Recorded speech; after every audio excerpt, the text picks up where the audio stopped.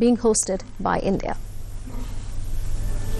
The third India-Africa Forum Summit kicked off in New Delhi on Monday with a meeting of the senior officials of the host nation and 54 countries from the African continent. The senior officials meeting, which was closed to the media, began with a photo op at the Indira Gandhi Indoor Stadium venue.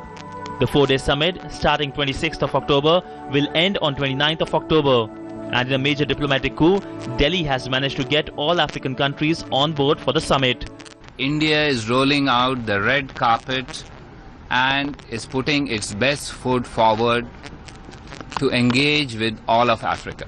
And I can confirm to all of you today that we will have representatives of all countries and the African Union present when we have this main summit day on 29th.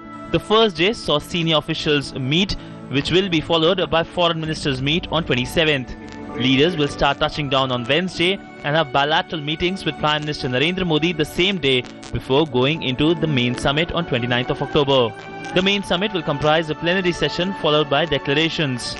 Issues like tackling piracy, joint action plan on terrorism, enhancing cooperation on WTO and a major push for reforms at the United Nations Security Council are high on the agenda.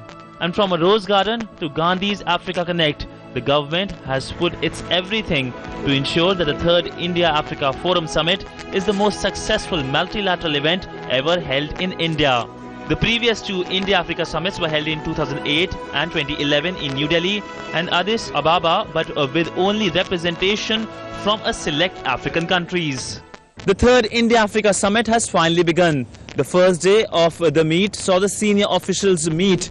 The meet decides on the outcome document which will be presented and adopted at the Leaders Summit on 29th of October, that's Thursday.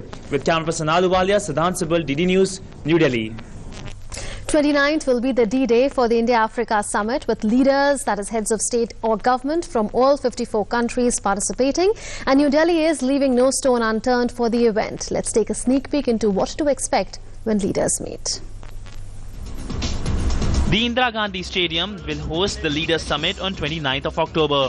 The summit will see gathering of all the 54 countries of Africa, and to make sure all leaders can be seated under one roof, a horseshoe seating arrangement is made.